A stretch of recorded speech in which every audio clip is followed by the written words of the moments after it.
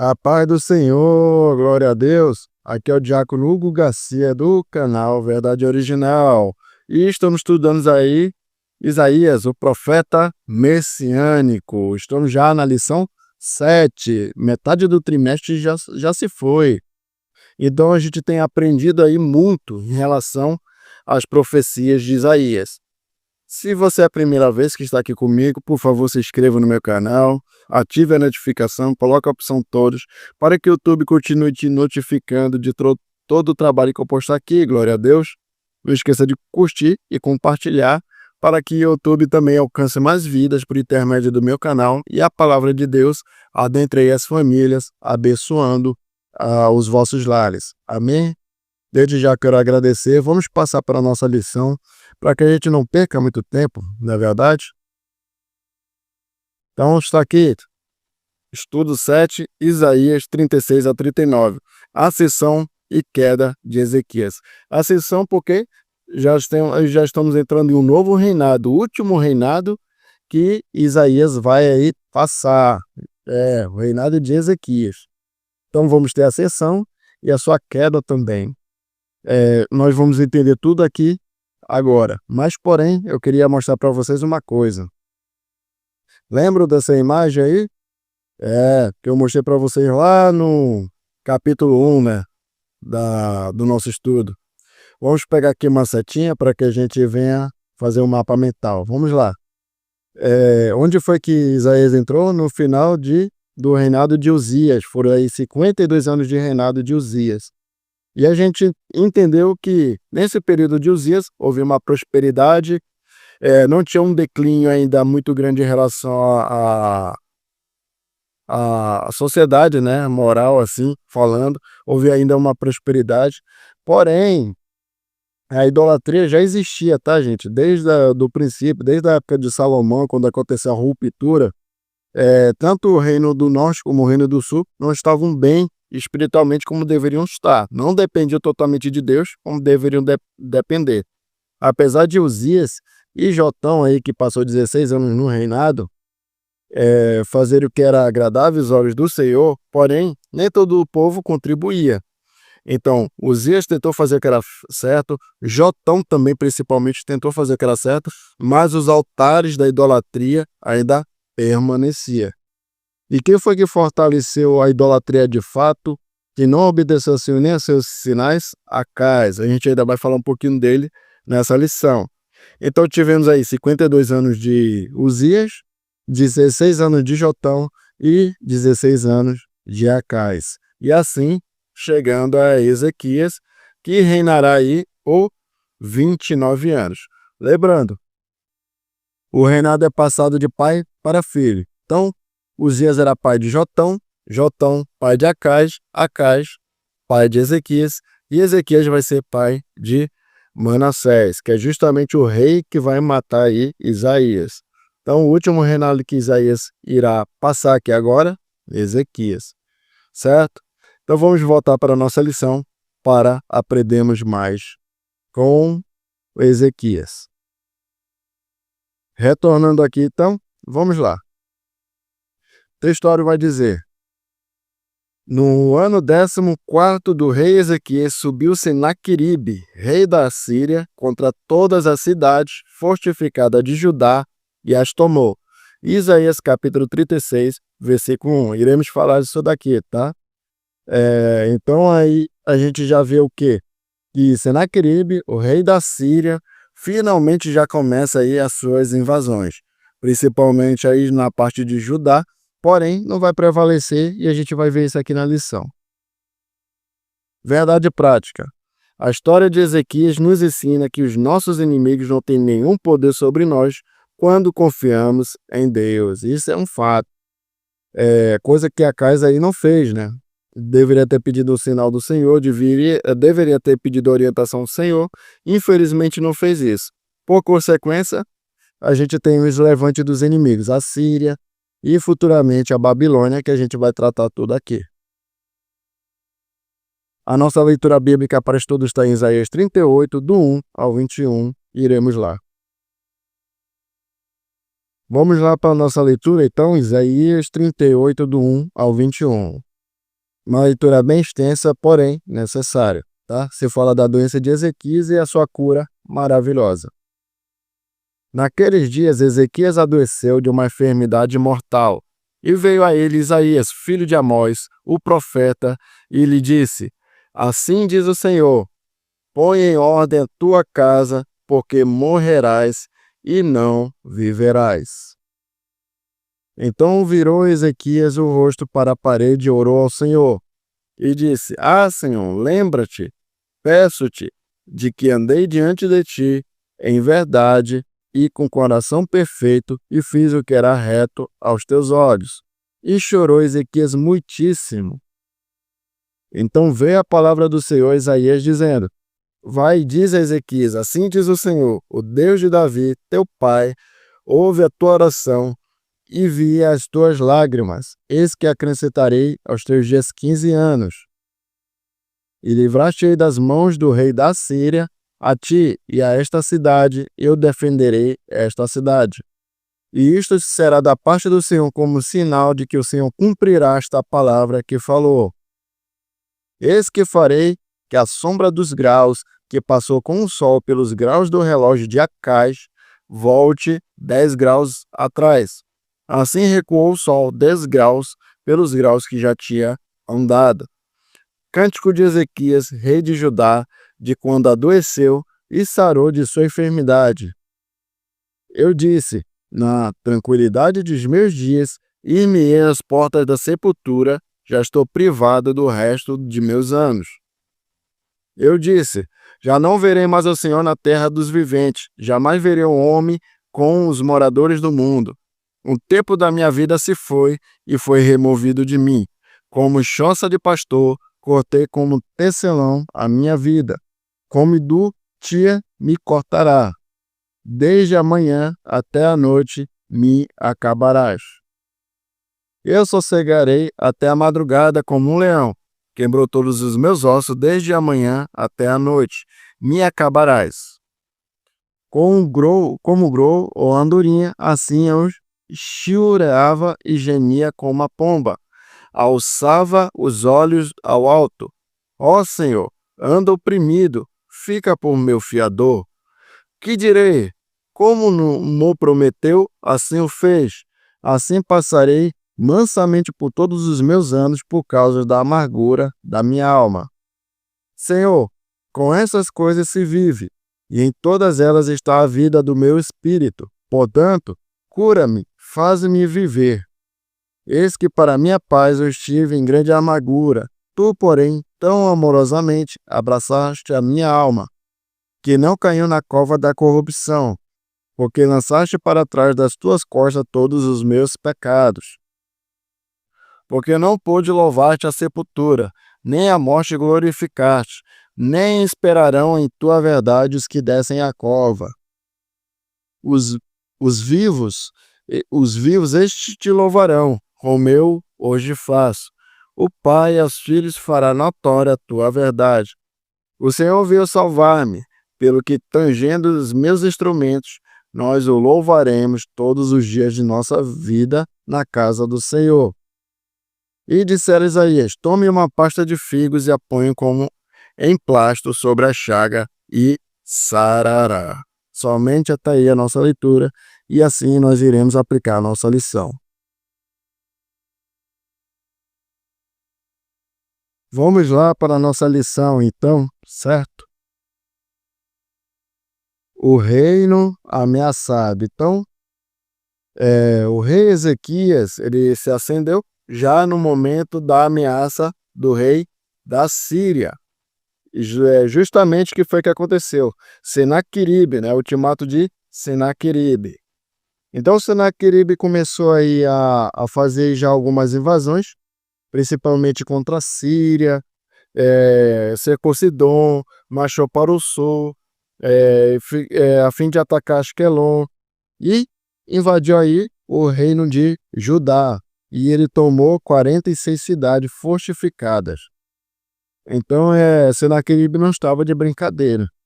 E ele começou a trazer aí um ultimato para a invasão aí de Jerusalém para derrotar o rei Ezequias de fato.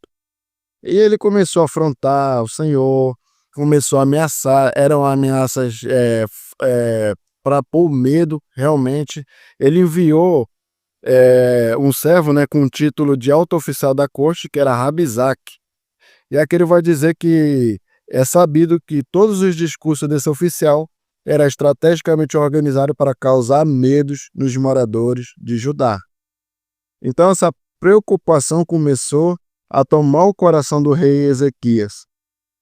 Assim como aconteceu com Acais em relação à ameaça que ele recebeu, Acais ele não consultou o Senhor conforme aí a pedido de Isaías, né? Isaías orientou, falou, olha, peça um sinal, se jogue na presença do Senhor, que ele vai livrar você desse mal. E Acais não quis saber, preferiu fazer uma aliança com a nação estranha. E a gente começa a ver através disso que essas alianças, há traições, tanto alianças como foi feito com a Síria, com os assírios, e hoje a gente está vendo aí Senaqueribe invadindo o quê? Judá, né? Então a gente tem que confiar no Senhor e não fazer pazes com o inimigo, nem sequer aí fazer uma aliança, porque uma hora ou outra a traição vai acontecer. Então o reinado do norte, o reinado do sul, eram reinados muito cobiçados pelos os outros reinos. E Senaqueribe estava aí com essa intenção de tomar tudo. Porém, não era a nação dominante de Judá. Quem vai dominar de fato ali Judá vai ser a Babilônia. Então, Deus ele vai livrar aí o reino de Senaqueribe. Aí, como isso tomou o coração de Ezequias pelo temor, né? Através das ameaças de Senaqueribe por Rabizaque, o rei ele começou a tomar coragem, né? O Ezequias ele ficou perturbado, porém, o que foi que ele fez? Foi consultar ao Senhor, foi orar ao Senhor, foi buscar ao Deus, coisa que Acais não fez. E através disso, a gente pode ver que a angústia que assolava o rei, todo o povo por causa da ameaça, era muito grande. Então, Ezequiel não sabia o que fazer, estava ali totalmente desanimado, sem força, e foi buscar aí ao Senhor. Procurou o profeta Isaías para que o profeta Isaías também intercedesse por esse momento que eles estavam passando, difícil, da invasão dos assírios.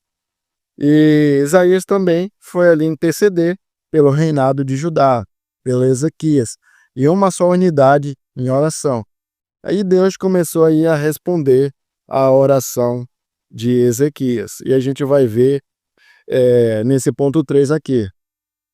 Um anzol no nariz e um freio na boca. Vamos ver o que isso quer dizer.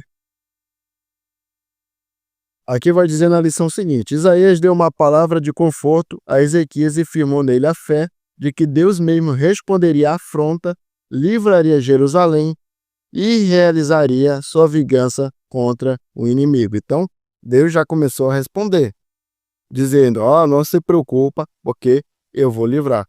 Porque o rei da Síria, que é Senaqueribe, ele não só ameaçou Ezequias, o reinado de Judá, ele afrontou a Deus. Ele afrontou a Deus. A gente vai ver que Isaías 36, versículo 7, vai dizer assim, mas se me disserem, no Senhor nosso Deus confiamos, porventura não é este aquele cujos altos e cujos altares Ezequias tirou, e disse a Judá e a Jerusalém, diante deste altar vos inclinareis? Ora, pois, dá agora reféns ao rei da Síria, meu senhor, e dá-te 2.000 cavalos, se puderes, tu dá cavaleiros que cavalguem sobre eles. Então a gente vai começar a ver que Senaqueribe, além de ser um rei muito para frente, né, muito abusado, ele era muito ignorante acerca do Deus de Israel. Deus de Israel ele não divide agora com Deus nenhum. E aqui a gente vai dizer que vai ver que Ezequias ele tirou altares. Esses altares que Ezequias tirou não é do Deus de Israel, eram os altares pagãos, fortificado pelo reinado do seu pai, que era quem? Acais. Então ele acabou com esse reinado. Quando Ezequias ele veio justamente para aplicar a justiça de Deus. Por isso que algumas pessoas na época confundia ele achando que o menino nos nasceu, aquele que trará a paz, a justiça, era Ezequias. E na verdade não era, você está falando do Messias. Mas Ezequias fez um reinado super excelente no seu início. Acabou mesmo com os altares pagãos e isso repercutiu nas nações vizinhas. E Senaqueribe soube disso. Só que ele achou que os altares que o rei Ezequias tinha derrubado era o próprio altar de Deus, desrespeitando a Deus. E não é. Que Deus ele é o único Deus a ser venerado e ele não divide a sua glória com Deus de estranho nenhum. Aí Deus ele começa a falar no capítulo 37, versículo 29, olha só o que o próprio Deus vai falar contra Senaqueribe. Por causa do teu furor contra mim e por causa da tua arrogância, subiu até os meus ouvidos. Eis que porém o meu anzal no teu nariz e o meu freio na tua boca e te farei voltar pelo caminho por onde vieste. E Deus ele começa aí também a ameaçar. Só que quando Deus ele ameaça, ele faz. Ele faz. Quando ele diz que ele vai dar um decreto, é porque ele vai fazer. E com o resultado, a gente vai ver que Senaqueribe 701 a.C. Passou por uma destruição aí horrenda através de um anjo do Senhor durante a noite. Então foram aqui a destruição de 185 mil soldados do exército assírio, tudo isso pelo anjo do Senhor durante a noite. Foram praticamente aí destruídos. E o rei Senaqueribe voltou ao seu local de origem, né, a Síria, e lá foi morto. Foi morto. Então, como a própria palavra do Senhor vai dizer, como eu falei aqui, farei voltar pelo caminho por onde vieste. Ele voltou ali para morrer. E assim, Deus livrou mais uma vez a Judá de uma invasão que era a invasão dos assírios. E aí a gente vai passar para o ponto 2 agora. A doença do rei. Vamos ver o que aconteceu com o rei Ezequias aqui neste exato momento. A doença do rei. Então a própria palavra vai dizer, no capítulo que nós lemos, que ele foi acometido de uma doença mortal que o levaria aí à morte. Não se sabe bem ao certo que tipo de doença estava ali no corpo de Ezequias, porém mostrava-se através de uma chaga, se manifestou através de uma chagas, né? Um tumor maligno ali. Então a gente não sabe de fato como o corpo dele estava em relação a essa doença, porém estava aí de uma forma visível através de uma chaga. Aí o profeta Isaías chegou para o rei Ezequias e disse: olha, põe em ordem a tua casa que você vai morrer, seu reinado vai passar. E aí, em relação a isso que aconteceu, vai dizer que põe a sua casa em ordem, evidentemente constituía uma orientação para que Ezequias fizesse conhecida a sua vontade final aí à família. Então ele devia reunir a sua família e começar a pôr ordem em casa, né? Dizendo assim: olha, gente, Deus disse que eu vou falecer, então eu preciso preparar tudo aqui para que o novo reinado venha e que a família fique bem estabelecida. E ver a oração do rei, né? A sua própria intercessão, dizendo mesmo assim, Senhor, eu fiz tantas coisas boas diante da tua presença, eu fiz o que era certo aos teus olhos, que só possa se lembrar disso. E começou a chorar. E a oração sincera dele fez com que Deus falasse para Isaías novamente e disse mesmo assim: olha, retorna para lá e diga para ele que eu vou acrescentar mais 15 anos. Para nós vermos que Deus ele tem misericórdia, né, dos seus servos, do seu povo. Quando a gente consulta o Senhor, quando a gente ora a Deus, ele responde com fé. E as lágrimas de Ezequias subiu até os céus. Eu pergunto para você, de todos os problemas que você tem enfrentado, você tem chorado aos pés do Senhor? Você tem consultado, você tem orado ao Senhor? Você tem intercedido pela sua vida, pela sua família? Como o rei Ezequias fez, então a gente está aprendendo. A gente está aprendendo o que? Com os acertos dele e vamos aprender com os erros de Ezequias também. Então ele orou E houve aí uma resposta em relação ao cântico do rei. Então aconteceu que Ezequias retornou, Isaías retornou ao rei Ezequias e disse: olha, Deus ele vai te acrescentar em mais 15 anos. E também enviou um sinal, simbolizando aí como se fosse ali o sinal, né, da época do rei Acaz, que não quis, né, o sinal de Deus, não quis consultar o Senhor, não recebeu o sinal de Deus, e isso acabou que se manifestando na vida aí de Ezequias. E o sinal foi o seguinte, está dizendo aqui: o rei pediu a Deus que o relógio retrocedesse em 10 graus. Então disse Ezequias: é fácil que a sombra adiante 10 graus, tal, porém, não aconteça antes, retroceda 10 graus. Então o profeta Isaías clamou ao Senhor e fez retroceder 10 graus a sombra lançada pelo sol, declinaste no relógio de Acaz. Então aquilo que Acaz não quis receber do Senhor o sinal, Ezequias acabou recebendo. Pela ciência, quando Deus ele volta aos 10 graus do sol, significa que ele retornou um dia antes. Esse foi o sinal principal de uma aliança que ele estava fazendo com o rei Ezequias, do acréscimo dos 15 anos e também pelo livramento do reinado da Síria, para que a Síria nunca mais invadisse ali Judá. E o rei se alegrou muito e assim veio os cânticos, né? Então aqui a gente vê que o cântico de Ezequias, ele louva a Deus, agradece pela sua saúde recuperada e o faz usando frases dele mesmo dizendo ao Senhor durante a oração que fez, pedindo a cura. O rei passou por algumas experiências que o transformaram.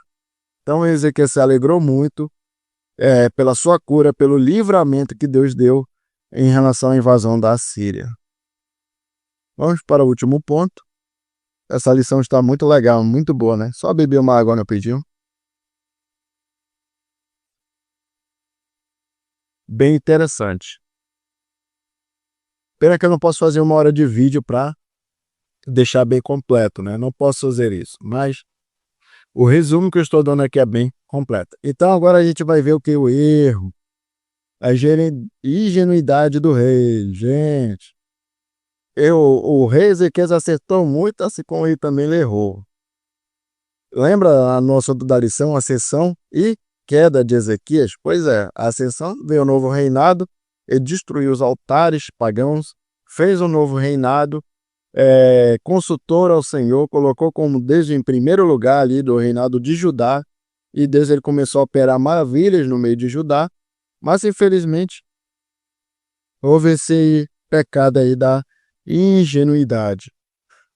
A ingenuidade, a gente vai dizer que é o seguinte: é uma pessoa que acredita facilmente nas palavras e ações dos outros, sem suspeitar de segundas intenções. Aqui a gente já vai começar a entrar no período da Babilônia, onde Judá vai receber a profecia da invasão babilônica, o cativeiro babilônico. Vai acontecer praticamente através daqui.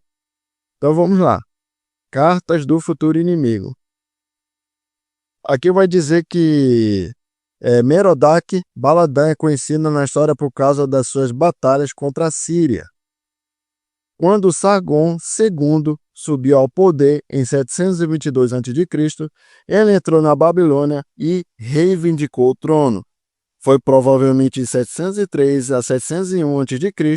que o rei da Babilônia enviou embaixada a Ezequias. Isso foi para parabenizar Ezequias pela sua recuperação da doença, porque as nações circunvizinhas sabiam que ele estava doente, ele iria morrer, porém foi curado pelo próprio Deus.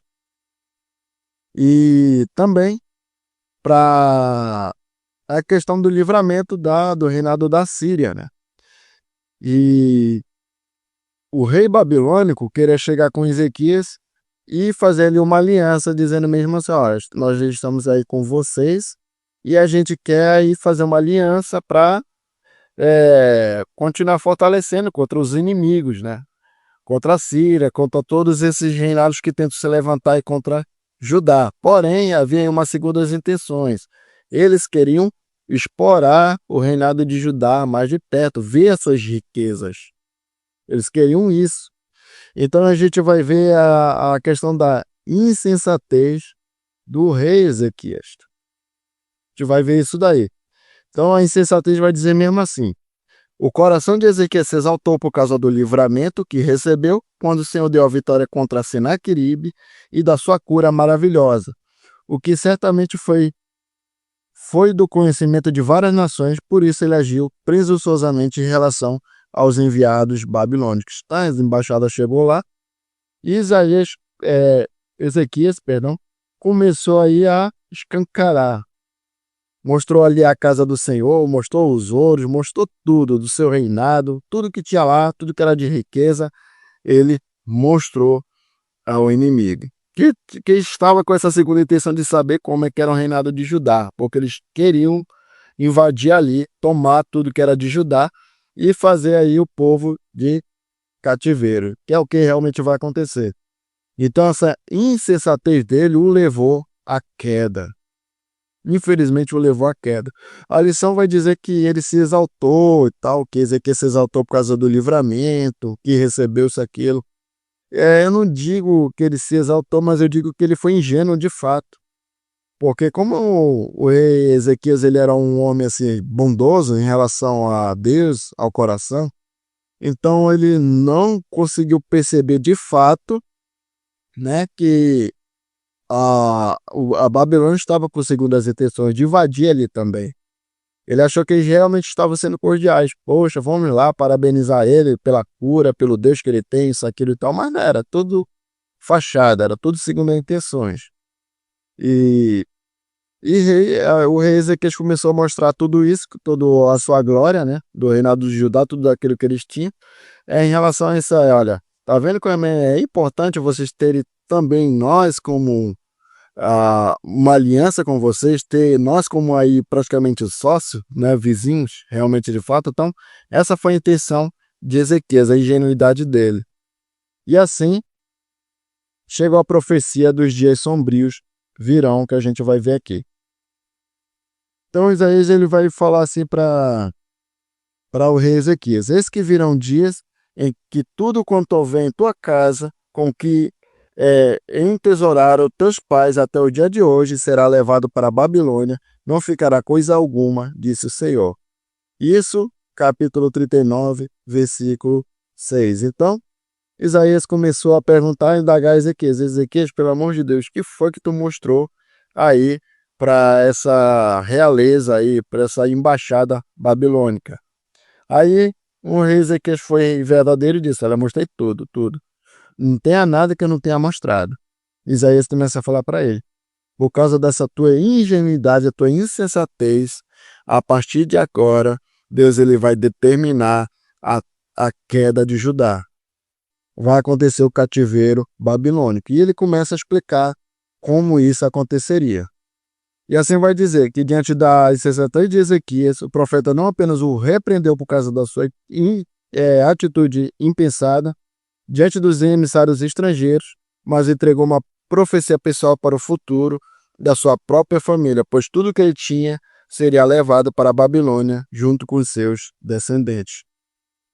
E aqui a gente vai ver o seguinte: a causa desse julgamento não foi o pecado de Ezequiel, mas sim os pecados dos governantes, sacerdotes e falsos profetas que ano após ano acumularam seus delitos até Deus não poder mais suportar. Então, devido a todo o declínio espiritual de tudo que já aconteceu e mais ingenuidade, né, juntando a ingenuidade do rei Ezequias, se chegou-se a essa questão, a essa profecia. O cativeiro babilônico iria acontecer, estaria mais perto do que nunca. Então, gostaria de mostrar aqui novamente, né, para vocês em relação ao reinado. Vai mostrar o reinado aí de Ezequias, vai ver o reinado de Manassés, vai ver o reinado de Josias. O período do reinado aí de Manassés e Josias vai estar o profeta Naum e Jeremias. O período de Jeremias já vem a queda de Jerusalém e o exílio babilônico. Então ainda vai vir Manassés, vai vir Josias e após Josias vai vir a queda de Jerusalém, o exílio babilônico. Então, gente, eu gostaria de encerrar até aqui, né? Para não ficar muito longo. aí a nossa lição. Espero que todos tenham compreendido. Vamos para a nossa aplicação pessoal. Assim vai dizer: creia no agir de Deus através da súplica e da oração, mas permaneça sempre em humildade e vigilância contra as astutas ciladas do inimigo. Gente, cuidado com as segundas intenções. O diabo ele não vem com chifre, com tridente, com rabo pontudo, ele não vem com nada disso não. Ele vem todo bonitinho, de uma forma assim doce, manso, né, com ideias. Então tome cuidado com as pessoas com quem você se relaciona, com quem você conversa, com quem você se abre. Cuidado com isso. Saiba quem está colocando aí na tua casa. A pessoa que está entrando na tua casa, quem são essas pessoas? Será que é teu amigo? Nem todo mundo que bate no teu ombro é teu amigo de verdade. Nem todo mundo que está ali sorrindo, se alegrando no meio, realmente quer ir à tua felicidade. Tome cuidado com isso, gente. Então isso é muito sério. A gente aprendeu isso muito com o rei Ezequias hoje. Então, devemos sempre consultar o Senhor, nos derramar diante do Senhor, independente de, se for momentos bons, estamos glorificando ao Senhor e agradecendo a Deus. Se for momentos ruins, estamos chorando aos pés do Senhor, nos debruçando da sua presença e esperando o agir dele. E sempre estar vigilante contra qualquer astúcia do inimigo. Glória a Deus. Vamos orar então. Maravilhoso Deus, eterno Pai, desde já quero te agradecer por essa lição maravilhosa, que todos possam ser abençoados em nome de Jesus, que a tua presença venha estar conosco, que não nos falte nada, meu Pai, porque o Senhor é a nossa provisão. Em nome de Jesus, adentra os lares, meu Pai, comece a curar, livra de toda doença, de todo mal, no nome de Jesus Cristo, meu Pai. E assim queremos te agradecer por esse momento de ensinamento, em nome de Jesus. Amém. Então, gente, muito obrigado. Deus vos abençoe e até a próxima. Tchau, tchau.